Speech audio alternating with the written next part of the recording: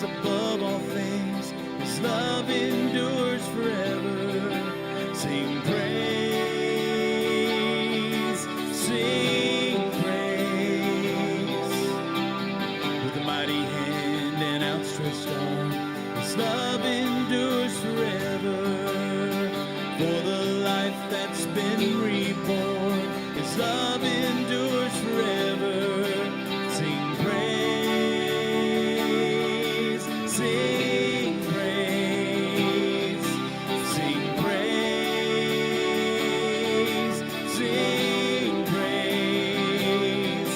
Forever God is faithful, forever God is strong, forever God is with us, forever and ever, forever.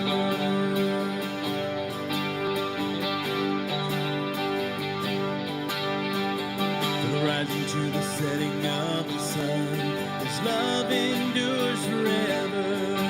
By the grace of God we will carry on. His love endures forever. Sing praise, sing praise, sing praise, sing praise. Forever God is faithful, forever God is strong, forever God is with us, forever and ever. Forever God is faithful, forever God is strong, forever God is with us, forever and ever, forever. All right, come on, sing it out. His love endures forever. His love endures forever. His love endures forever. His love endures forever. His love endures forever. Sing praise, sing praise, sing praise, sing praise. Forever God is faithful, forever God is strong, forever God is with us, forever and ever. Forever God is faithful, forever God is strong, forever God is with us, forever and ever, forever. Amen. All right. Reaching for you. Here we go.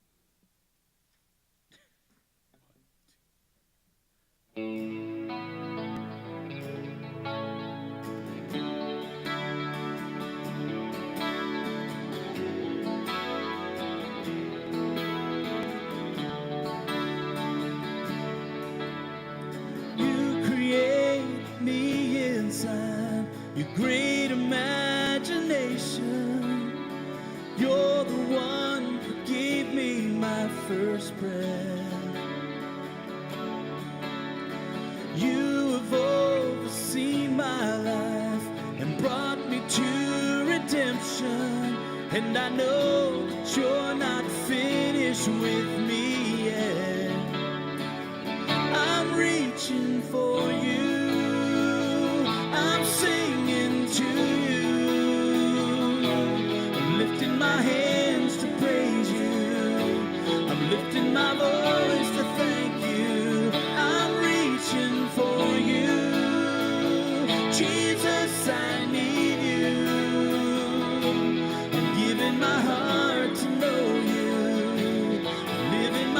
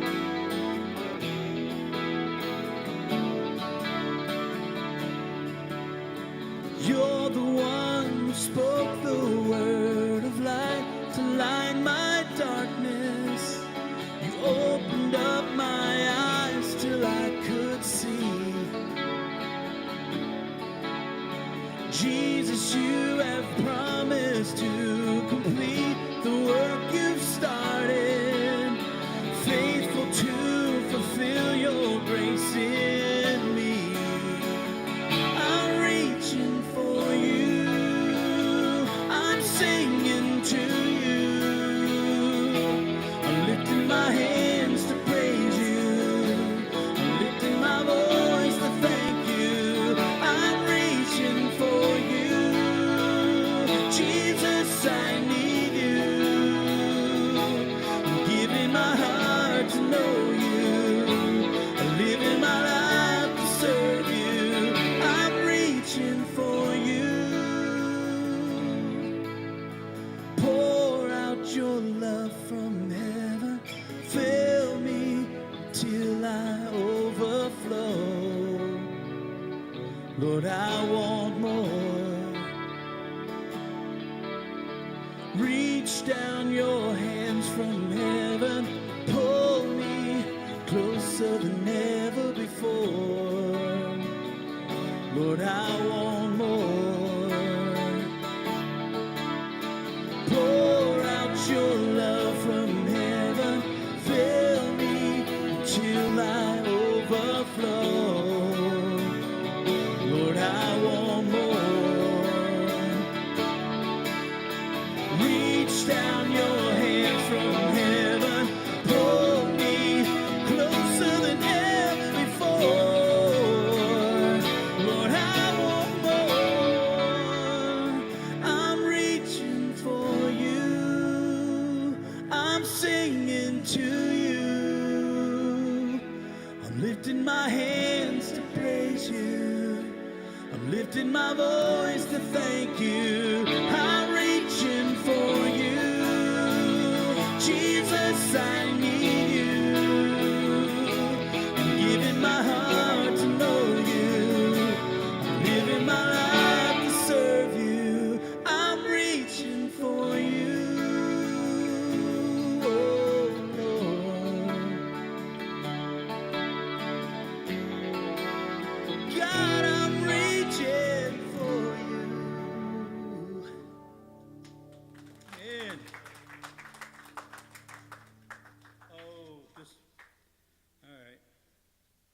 This song made me nervous in rehearsal, y'all. It's a beautiful song, though. So you have to sing, just in case I mess up, which is highly possible. To be like you. Let me say that prayer, Lord. Let me be like you.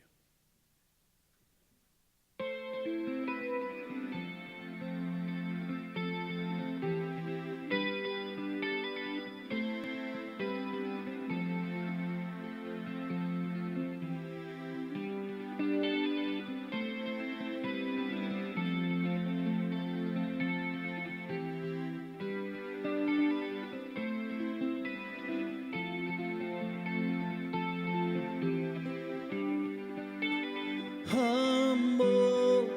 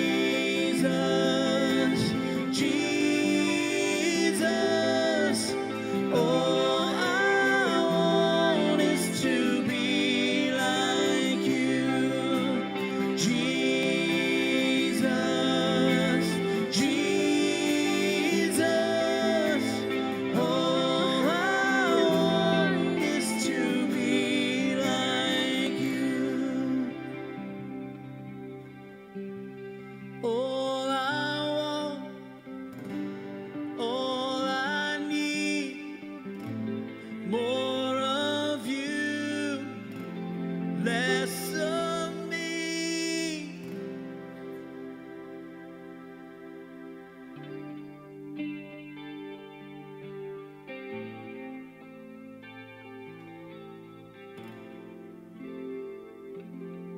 Amen.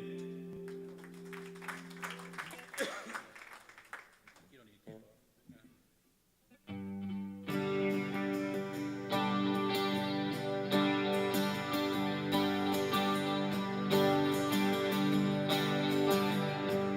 You are my strength, strength like no other, strength like no other reaches me. You are my hope like no other, hope like no other reaches to me. In the fullness of your grace, in the power of your name, you lift me up, you lift me up. Unfailing love, stronger than mountains, deeper than oceans, reaches to me.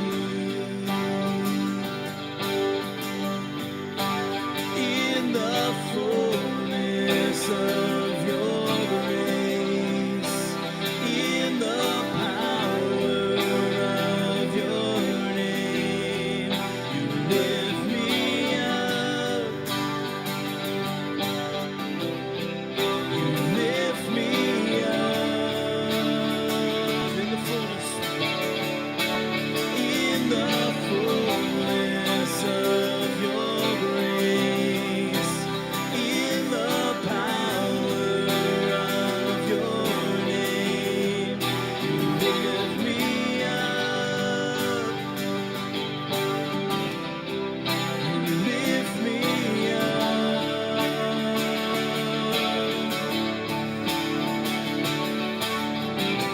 Your love, oh Lord, reaches to the heavens.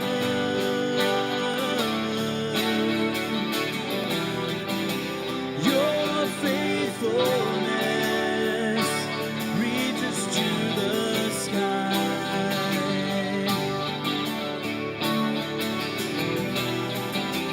Your love, oh Lord, reaches to the heavens.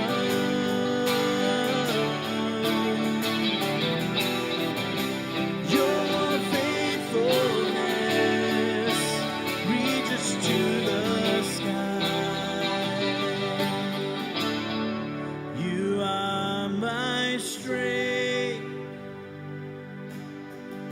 strength like no other, strength like no other reaches to me. Let's do that again. Come on, let me hear you. You are my strength, strength like no other, strength like no other reaches to me. Hey, love on each other.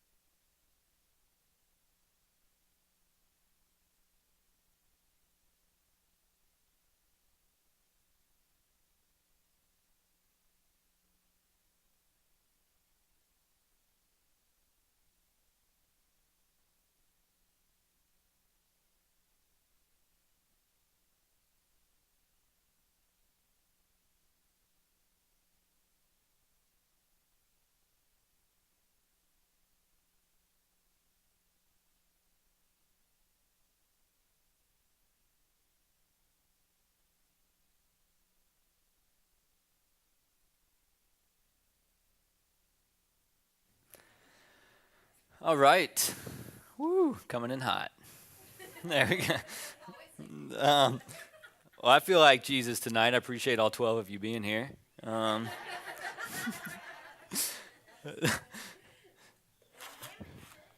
I figured with what was going on this week, a lot of the guys went on this golfing with Brett. DJ is at a conference. Steve's on his way back from Mayo. Since I figured it would be a lot of ladies, I figured we'll just talk about wives submitting to your husband and how Eve committed the first sin, just to kind of let's just address.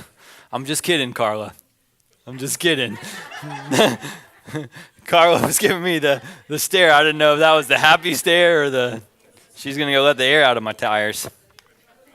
But in all seriousness, I do appreciate you guys coming out tonight. I didn't realize we could fit 1,000 people in here, so we'll tell Steve he's really got to up his Wednesday nights. But I figured tonight I got a couple of different things. We'll kind of see where it goes. I was actually sick on Sunday, and I had text Steve being like, man, I don't know about Wednesday. I'm pretty sick right now. I had the bug or whatever has been going around. I lost 5 pounds, and I feel like I can see a couple of abs, though, so I got a new workout plan. But Steve texted me back, and he said, hey, so-and-so's got it. I'll be praying for Wednesday. So I'm like, all right, sweet. This other person's got Wednesday taken care of. Well, the next day, Monday, I said, hey, man, I'm still really bad. I'd go ahead and tell so-and-so to start preparing something. He goes, no, I meant so-and-so also has the stomach bug. And so I was like, oh, all right, I'll get on it. So at 3 o'clock today, I decided to pull this all together. So we'll see what happens. But I won't repeat what Peggy said. Yeah. The people on camera don't know what's going on, but it's okay. But anyways, I thought with the weather that was supposedly coming through, that we would look at a couple of things tonight about the storm, kind of real quick. But it's so interesting. I don't understand. All right, this terrible storm just came through Mississippi, Arkansas, Louisiana. And then it's like it somehow misses us, and people start writing on Facebook and Twitter like they're mad at the weatherman because the storm missed us. I mean, I was thinking, sweet, that was nice, thanks, God, and all these other people. I'm like, I think there's times when we can give the weatherman a break, and I'm okay if we missed out on that fun. So, but anyways, that had nothing to do with this. So let's just go ahead and pray before we start. Dear Heavenly Father, I don't know. I feel like every time I pray, I need to say I'm sorry and thank you almost in the same prayer. And Lord, I do thank you for this opportunity tonight as much as I feel like I want to resist preaching. But and Lord, I probably should apologize for that. But I'm just hoping, Lord, that you'll speak through me tonight. I'm so grateful, Lord, to hear that Steve had a great doctor's appointment and a great update, and that everything looked pretty good, and that he doesn't have to go back for a full year. So that is great to hear. And Lord, I just ask that you be with Steve and Julie as they travel back. I ask that you be with DJ as he is over at a youth leadership conference.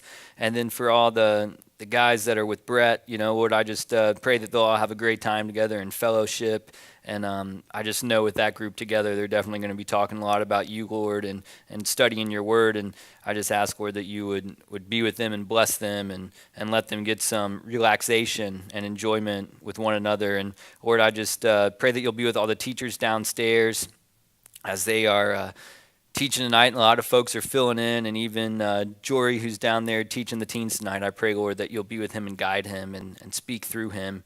And that, Lord, you would just continue to prepare us and this church body for whatever your will is and wherever it is that you're taking us. In your son's name I pray. Amen. All right, so we're gonna look at a couple of different versions of this story real quick here. You can go to Mark chapter 4 in your Bibles, and we will go to verse 35.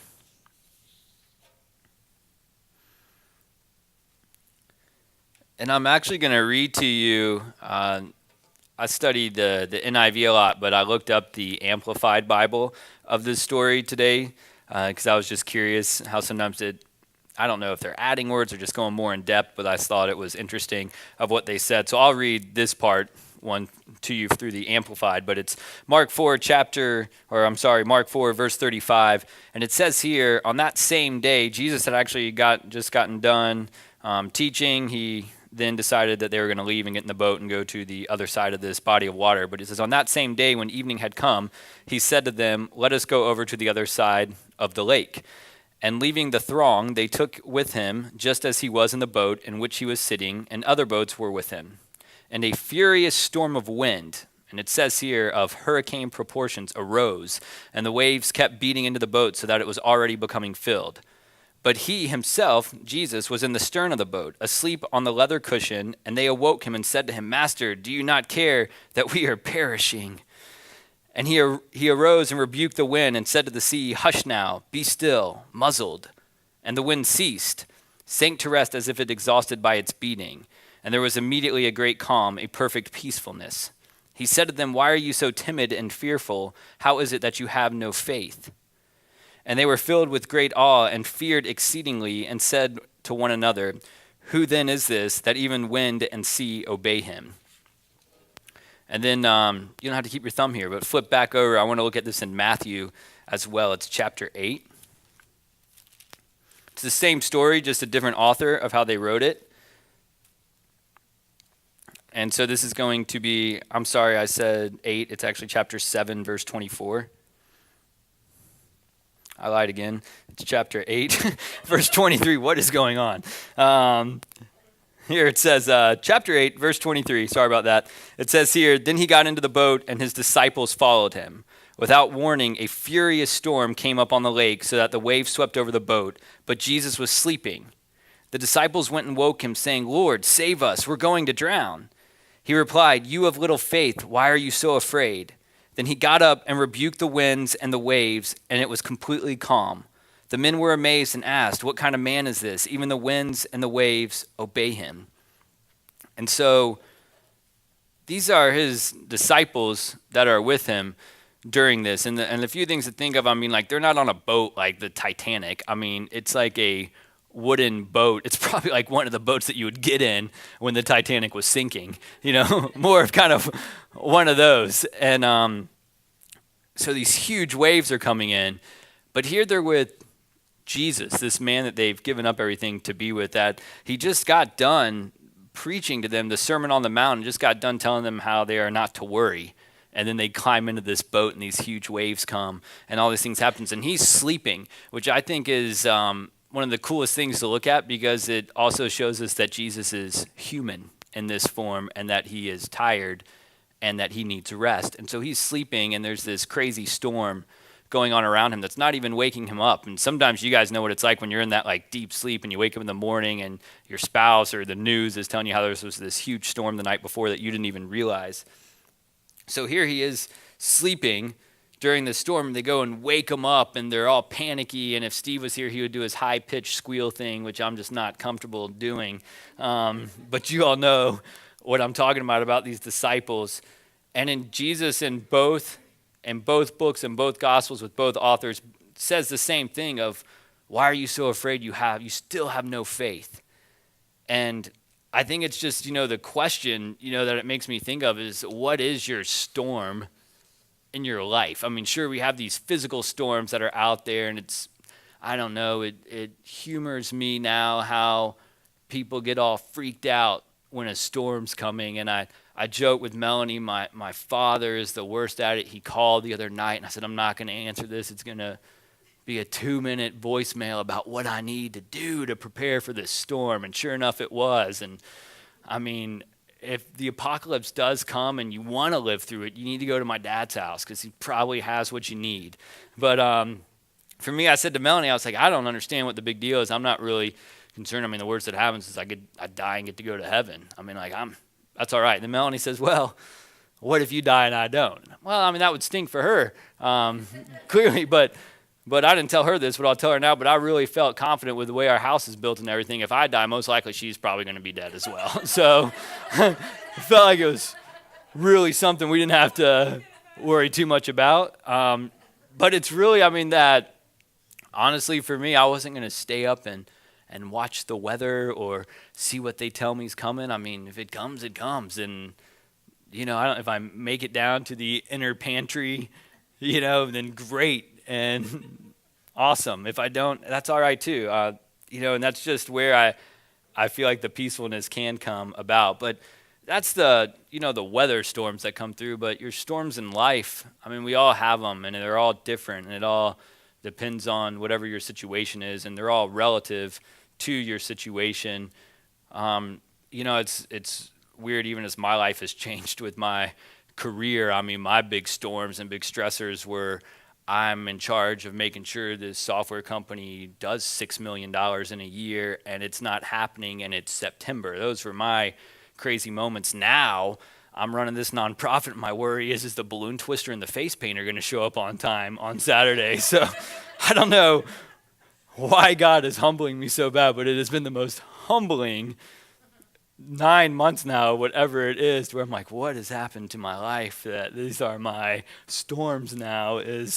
Where's the face painter? But it's all relative to your experiences. I mean, of whatever you're doing. It's funny, I'll talk to different folks. I'm like, you have to be so careful always telling your story of whatever it is, because everybody's got a story. Everybody's got a hard time. Everybody's got this. And when you hear some other ones, you're like, oh, that's not that bad, because you're thinking about your own situation. And it's just amazing how it's really changed my perception. And even when I communicate with people, of just understanding where they're at, that, I remember talking with Dave McGinnis one time, and he was telling me about an arts and craft thing going on. This is probably why this is happening to me now. And he was so stressed out about it. And I was like, I don't understand why you're so stressed about this, dude. Go get some popsicle sticks. I'll bring my glue gun and we'll knock this out, But now I get it, and now people don't even want to talk to me because of what I talk about with all my sorts of stuff. But so, anyways, it's what, I just challenge everybody of whatever your storm is in life, is to remember what it is that we claim we believe, and where we claim we find our peace, and the one who told us not to worry. And kind of going into that, you can just, right here in your Bible, for me it's just the page over, but we're going to look at Matthew 7. And this is probably the scariest thing in the Bible to me, what I'm about to read to you. And, there we go, just liven it up a little bit. So we'll get miserable here for a second, but hang tight. The subtitle here says, A Tree and Its Fruit. And I will read to you, we'll start with verse 15 of chapter 7. But here it says, Watch out for false prophets. They come to you in sheep's clothing, but inwardly they are ferocious wolves. By their fruit you will recognize them. Do people pick grapes from thorn bushes or figs from thistles? Wow. Likewise, every good tree bears good fruit, but a bad tree bears bad fruit. A good tree cannot bear bad fruit, and a bad tree cannot bear good fruit. Every tree that does not bear good fruit is cut down and thrown into the fire. Thus by their fruit you will recognize them. It's a great thing in life. I mean, the whole thing there of they come to you in sheep's clothing, but they are ferocious wolves. I'm sure we've all come across those certain kind of people in our lives, and on the outside, whatever, they all seem charming and innocent, but then you get to know them and you're like, man, this is one evil dude, or it's typically a girl, let's face it. This is one evil girl. And so, but this is one of those things to where I feel like we are being instructed in a way, I mean, this is twofold, but how to look at other people, of wondering, is somebody, are they a false prophet? And it's to look at what comes from them. What do they produce? What spits out of their mouth? What are things going on around them to see? But Jesus goes on as he says this, and he says, not everyone who says to me, this is verse 21, not everyone who says to me, Lord, Lord, will enter the kingdom of heaven, but only he who does the will of my Father who is in heaven. Many will say to me on that day, Lord, Lord, did we not prophesy in your name, and in your name drive out demons and perform many miracles? Then I will tell them plainly, I never knew you. Away from me, you evildoers. I know you've heard Steve, hit on this one a few times as well. And for me, the part that really sticks out, that you can miss it so easily if you just read it just how I did, is right there, the first word, and verse 22 says many. It doesn't say a few. It doesn't say a couple. it says many are going to go to Jesus and say, look what I did all for you. And his response is going to be, I don't even know who you are. Get away. And it's even, think about your own life. So you think about people who hit certain success milestones or whatever the world deems successful, and all of a sudden all these people that show up, somebody wins the lottery, and all of a sudden all these people show up, to that person. And they're like, man, I don't even know these people. I didn't even know I had a third cousin, But it's the same thing with Jesus here, and it's made me want to really dig in and be like, what is he talking about? Because for me personally, and I feel like half the time I come up here and preach, and maybe it's why I don't really like to, surprisingly enough, I like to talk, I like to speak. I'm really not a huge fan of preaching, which is probably good for you, because I personally feel like the preachers who really want to do it should just be politicians. Just my own little opinion there. But to me, I feel like I could be one of these people that could come to Jesus at some point and be like, hey, look at me, man. I filled in and did some guest preaching. I served when I could. I had this nonprofit. Oh, I even tithe. But then at times he could totally say to me, yeah, but man, I don't know you. And I don't feel like he says this because I intentionally walk away from Jesus, but because a lot of the time I don't intentionally go pick up my Bible or pray or try to establish the relationship with Jesus. And I think in order to have a good relationship with him, is I probably need to be a little bit more intentional in my actions to seek that out sometimes. And unfortunately, for all of us, there's plenty of stuff in this world that can occupy you away from that and from that relationship, to where I don't find too many people that tell me I intentionally gave up on being a Christian. It's like it just happened. Just things started, whatever, I got busy, started missing this, that, and all of a sudden, it's 5 years down the road and they hadn't been to church and really don't know why. It's an easy thing to miss. It's almost like our marriages, in a sense. I hate to say it, but I don't intentionally ever neglect my wife. But I know I have and I do at times, and it's never intentional, but I allow things to take my time away. And even when I was thinking about this and kind of marinating on it today, I was like, wow, I don't know where I came up with the marriage comparison. But then it's so interesting that later on we're told, I believe through Paul, or maybe it's Peter, that we are supposed to love our wives how Christ loved the church. And if you think Jesus unintentionally died for you on the cross, you are wrong in that. He knew what he was doing.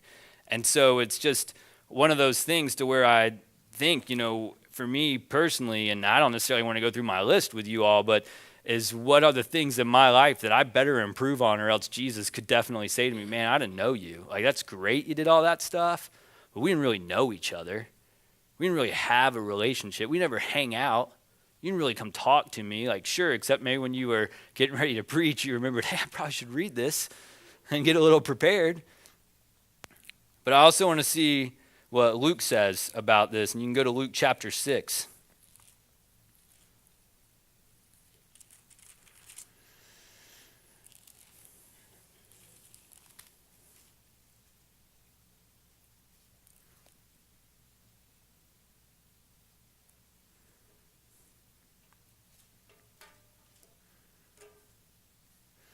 So Luke chapter 6, we're going to start, just going to read this one verse for right this second. But Luke chapter 6, verse 46, here it is again, Jesus talking to his disciples, and he says, why do you call me Lord, Lord, and do not do what I say? I will show you what he is like who comes to me and hears my words and puts them into practice. So here I feel like Luke gives us a little bit more insight. It's the same story. It's the same thing that's going on. But now Jesus is saying, how can you say Lord, Lord to me, but yet you don't do what I say? And it's capital L. So it is the Lord of all lords that you're saying. But he's like, but wait, if you believe that, why aren't you doing what I'm telling you to do? And so maybe what Jesus is trying to say is, I can't possibly know you, because if I did, then you would know what I taught and you would be doing what I taught. I don't know if that makes sense, but you're not. You're not acting like I taught you, so there's no way that we could possibly know each other. I mean, it's kind of, how, I don't know what to necessarily compare that to. I don't know if you're a teacher somewhere, if you're a coach somewhere, and all of a sudden some grown-up shows up and was like, oh, you taught me when I was this old, but you're looking at them and you're like, but there's no way, because I wouldn't have taught that. I wouldn't have taught you to act that way. I wouldn't have taught you to do those things, and the things I did teach you to do, you don't even do. So how can we know each other? He goes on into verse 47, which I read already. I'm sorry. So he goes on he tells you that he'll tell you what it's like. I will show you what he is like who comes to me and hears my words and puts them into practice. Verse 48, it says, he is like a man building a house who dug down deep and laid the foundation on rock. When a flood came, the torrent struck that house but could not shake it because it was well built. The torrent, as I understood it, is like a flooding river, raging river coming down and beating against the side of the house. But he could not shake it because it was well built. But the one who hears my words and does not put them into practice is like a man who built a house on the ground without a foundation. The moment the torrent struck that house, it collapsed, and its destruction was complete. So I believe everybody understands how a house is built, or a building. They first lay the foundation, the cement on top of it. They build it on top of that. It holds it all into place. You'll hear crazy stories. If a house's foundation moved, it can crack the house and all these terrible things. But so what I got to ask you is how are you built? How are you built in your faith when the storm comes? And again, I'm not talking about the weather storm. I am considering that one, but I'm talking about the other storms in your life. Is what scares you so badly and why? And it's got to be for where you're not grounded correctly. It's got to be where you have to get a little deeper and get this relationship with Jesus. And we could go into the whole story of throwing out the seed and all that, but I don't want to jump into all that right now. But so I know it's tough when you got all these things going on in your life and stuff is just beating down on you. And I almost feel guilty standing up here and even talking about it because I know how it is for me too. And it is hard. And even today was supposed to be a low-key day, and all these little things kept popping up. And I was even on this conference call, and people were getting heated. I started getting a little heated, and I could just tell I was about to just lose my focus. And I had to tell these people, like, hey, I need to hang up right now. I need to hang up, and I need to think for a minute, and I'll get back to you. So I could just tell where I was going and what was stirring inside, and it was like that voice or something was like, Lindsey, you better chill. And so I did. I hung up. It probably only happened because I was preaching tonight. If I wasn't preaching tonight, I probably would have blown my lid. Who knows? But so I hung up, said, all right, God, so this is my storm right now. This is what I got to deal with. And I was able to take a minute, do some reflecting, think about tonight, say a prayer, and then was able to call back and not lose my cool and get everything squared away, and everything was fine and dandy, and we were all skipping around singing happy songs to each other by the end of the call. So it was great, but I say that because you probably don't think of me as somebody who could lose his temper or get angry or be mean, but man, that's what scares me with this whole thing is I can. I have the same evil that all you have right inside of you. Melanie's laughing because she knows that, yeah, I can see you do that. She's seen me with the dog a few times, but just wait for a kid. No, but, and that's where, it really worries me about what I allow to happen when I'm away from the church, members of the church, not the building, but people who don't hold me accountable. And I got my groups of people that, they're not going to be giving me the hard time about stuff, and I let things go, and it's not good, and you don't have to turn to it, but I'll just kind of say it to you. But in Hebrews 4:12,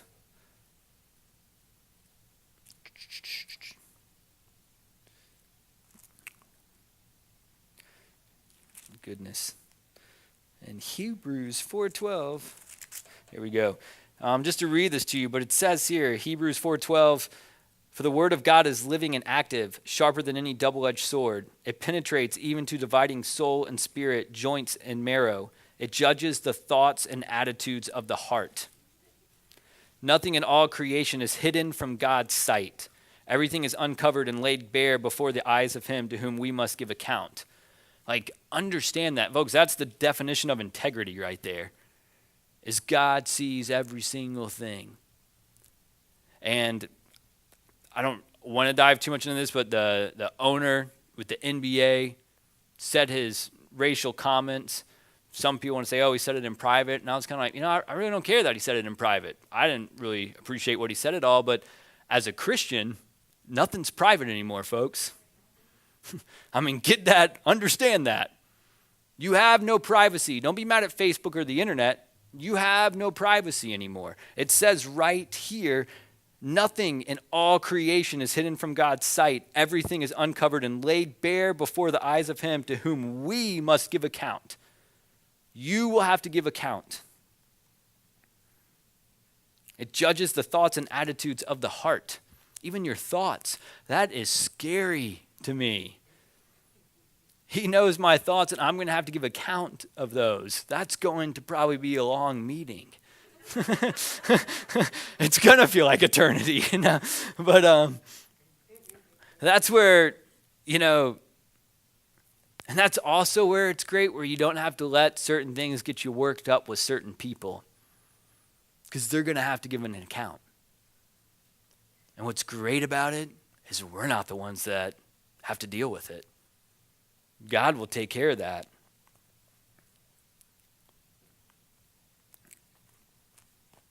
Let me ask you this. So, when Jesus is saying these conversations, he's talking to his disciples.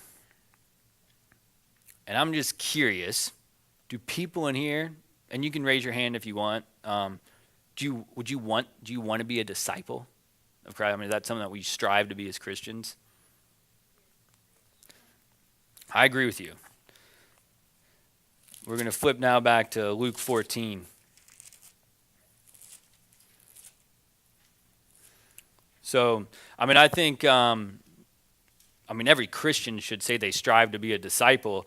Luke 14, verse 25, the subheading here says the cost of being a disciple. It's probably something we should all know a little bit about, since that is something that we want to strive to do.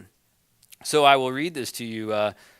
Luke 14, chapter 25, large crowds were traveling with Jesus, and turning to them, he said, "If anyone comes to me and does not hate his father and mother, his wife and children, his brothers and sisters, yes, even his own life, he cannot be my disciple." Now understand what he's saying there. He's not saying to literally go hate on your parents or your kids. What he's trying to get you to understand is that he is the priority, and he doesn't want you to idol your kids or your parents there. So, for some of the kids, they're probably like, yes, got that down. And some of the parents are probably, got it. Woo, no problem there with my kids. No, but that's not what he's really saying, though, is for you to physically hate them. He even says your own life. Don't worship your own life. So you cannot be his disciple if you can't do that. And anyone who does not carry his cross and follow me cannot be my disciple. Suppose one of you wants to build a tower. Will he not first sit down and estimate the cost to see if he has enough money to complete it? For if he lays the foundation and is not able to finish it, everyone who sees it will ridicule him, saying, "This fellow began to build and was not able to finish." What it's saying there is, if you are going to follow Christ, you need to think very hard about what can happen if you all of a sudden choose not to. What can happen if all of a sudden you've now told all your friends, and we know how all the hot and heavy Christians get when they first dive in, and they're all pumping it all into their friends, and they're all yay God and yay this and all that, and they're all pumped up about it. And there's nothing worse to me of seeing that.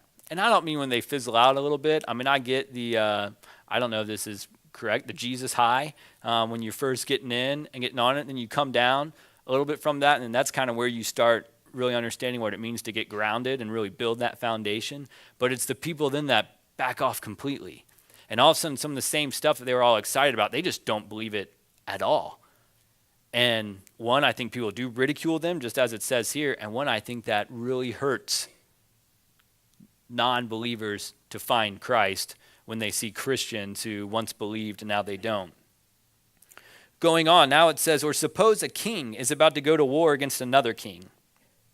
Will he not first sit down and consider whether he is able with 10,000 men to oppose the one coming against him with 20,000? If he is not able, he will send a delegation while the other is still a long way off, and he will ask for terms of peace. In the same way, any of you who does not give up everything he has cannot be my disciple. How I interpreted that is you can choose to go with evil or you can choose to go with Jesus. Jesus has the 20,000 men. I think he's saying, let's just go ahead and talk this out here. I'm going to win. So come with me. That's where it's going to be peaceful. But then on that verse 33, this is the tough part, guys. In the same way, any of you who does not give up what? Everything he has cannot be my disciple. I want to say I don't clearly understand what he means there, but I mean, it's everything. It's everything. And that doesn't mean like, no, you're supposed to go get rid of all your, well, I don't know. I don't want to say your possessions, but it's not like, well, Lindsey, I got to do this, I got to do that. I don't know. It says everything. I don't want to interpret that for you and be wrong. It could mean the love of everything, but it says to give up everything. That's one of those things that I would probably tell somebody. You decide what that means for you in your head and be able to be held accountable for that conversation. It scares me when I look at that and think about what it could mean. I haven't given up everything. I've given up some in the past year, but I haven't given up everything. So you guys still want to be a disciple? Or we just want to call it quits? All right, so if you're still with me, just to make sure I haven't totally lost you yet, let's go over to John 15.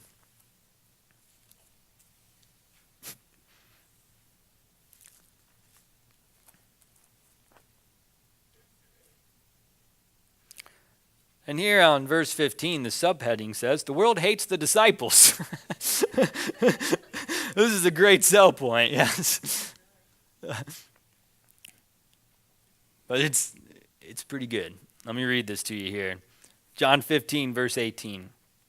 If the world hates you, keep in mind that it hated me first. This is Jesus speaking. If you belong to the world, it would love you as its own. As it is, you do not belong to the world, but I have chosen you out of the world. That is why the world hates you. Remember the words I spoke to you? No servant is greater than his master. If they persecuted me, they will persecute you also. If they obeyed my teaching, they will obey yours also. They will treat you this way because of my name, for they do not know the one who sent me. If I had not come and spoken to them, they would not be guilty of sin. Now, however, they have no excuse for their sin. He who hates me hates my Father as well. I want to back up. It says, if I had not come and spoken to them, they would not be guilty of sin. I don't want to go into too much of it because I don't know where Steve is going with his Wednesday night and some of the Sunday. We're talking about the blindness, but there's also a spiritual blindness that gets later spoken about. And it's kind of one of those things is Jesus is saying, hey, if I wouldn't have come and spoken to them, they would not be guilty of sin. And the reason would be is because they don't understand. They don't know. They haven't been taught. That's one thing to keep in mind when you go out and want to judge the world is understand they're not under the same, I don't know if you want to call it rules and regulations or the same teachings as we are. However, if they are taught and they still do it, then you are now guilty of your sin. So it's a very interesting thing to understand there. And Jesus even knows this. He's saying, hey, like if I wouldn't have been here and talked to him, no big deal. But I have. I have been. He says, now, however, they have no excuse for their sin. He who hates me hates my Father as well. If I had not done among them what no one else did, they would not be guilty of sin. But now they have seen these miracles, and yet they have hated both me and my Father. But this is to fulfill what is written in the law. They hated me without reason. And then it goes on, and Jesus talks about the Holy Spirit coming. We'll read just a tiny bit of this, but it says, when the counselor comes, whom I will send to you from the Father, the Spirit of truth, who goes out from the Father, he will testify about me. And you also must testify, for you have been with me from the beginning. All this I have told you so that you will not go astray. They will put you out of the synagogues. In fact, a time is coming when anyone who kills you will think he is offering a service to God. They will do such things because they have not known the Father or me. I have told you this, so that when the time comes, you'll remember that I warned you. I did not tell you this at first because I was with you. Understand, like, this to me reminds me of where Steve has been talking about Moses when he got to the point in front of Pharaoh in Egypt and all this stuff was coming, and he comes back and wants to whine to God like, hey, he's not doing what I thought he was, because Moses just thought he was going to stroll in there, how Steve said. And I don't know if you remember that Wednesday, but then Steve flipped back a few pages. He's like, wait, but look, this is what God told Moses in the beginning, was this was going to happen. And he also told him, that he would be there for him when it did, and he would be the one that would deliver the mighty hand. And so this is kind of the same thing here that, I don't really like to read. I don't really like to study on and stuff because we're being warned of what's going to happen. And I think it's one of those things so that when this storm comes, you can't sit there and throw your arms up in the air and start whining and crying, saying, God, you're just going to let me perish? You're just going to let them beat me? You're just going to let this happen? He said, I told you. I told you it's coming.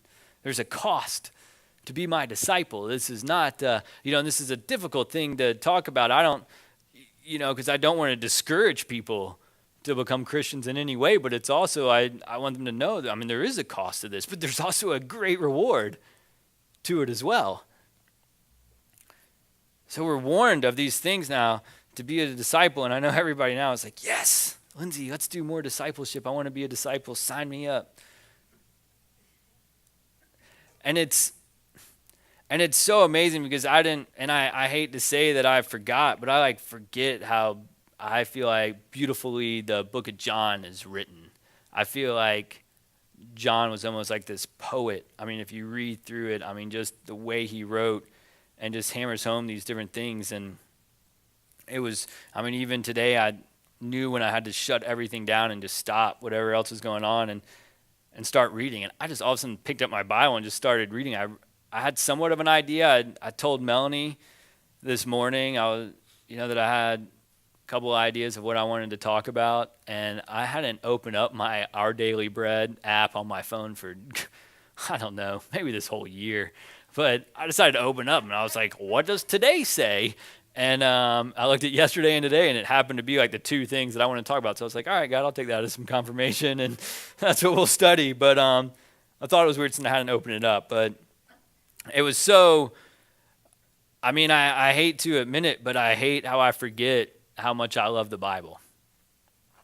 And when I just picked it up today, knowing that I had to, and I just read, and for an hour goes by, and I hadn't typed a single, I was just reading stuff. And I was like, oh my goodness, this is so interesting. Let me flip over here. And I was just so into it. And I forgot how much I think John could possibly be my favorite gospel for how it's written, even though the first time I read it, I didn't feel that way. But I hate that I just allow myself to get away from things. And I don't even know how, I let life get in the way. And even saying that to you now, and then I know because of some stuff I have to do with work and other people's schedules, the only day it could get done would be this Sunday, as I'm going to miss church Sunday morning for work. And I'm like sitting here writing this out, thinking like, there it is. Life gets in the way. And luckily, if I can discipline myself enough, and others too, is we have this technology now.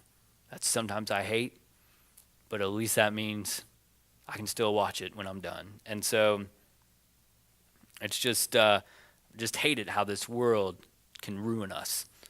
And I guess I more just hate how I allow it ruin me. But back up to the beginning of chapter 15 here.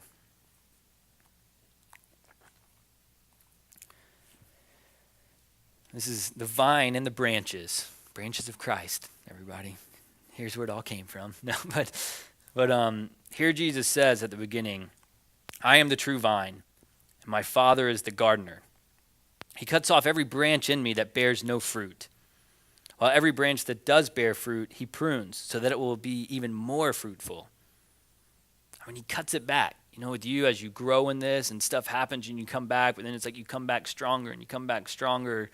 You go through things as a Christian. So what Jesus is talking about here is we still get pruned, but it's so that we can become even more fruitful. You're already clean because of the word I have spoken to you. Remain in me, and I will remain in you. No branch can bear fruit by itself. It must remain in the vine. Neither can you bear fruit unless you remain in me. I am the vine, you are the branches. If a man remains in me and I in him, he will bear much fruit. Apart from me, you can do nothing. If anyone does not remain in me, he is like a branch that is thrown away and withers. Such branches are picked up, thrown into the fire, and burned. If you remain in me and my words remain in you, ask whatever you wish, and it will be given to you. This is to my Father's glory, that you bear much fruit, showing yourself to be my disciples. As the Father has loved me, so have I loved you. Now remain in my love. If you obey my commands, you will remain in my love, just as I have obeyed my Father's commands and remain in his love. I have told you this so that my joy may be in you and that your joy may be complete. My command is this: love each other as I have loved you. Greater love has no one than this, that he laid down his life for his friends. And here it is. So we start with Jesus saying, away from me, I do not know you. And here he's telling us how we know him. Because now in verse 14 it says, you are my friends if you do what I command. If you want to know Jesus, do what he commands. I no longer call you servants, because a servant does not know his master's business. Instead, I have called you friends, for everything that I have learned from my Father, I have made known to you. You did not choose me, but I chose you and appointed you to go and bear fruit, fruit that will last. Then the Father will give you whatever you ask in my name. This is my command: love each other.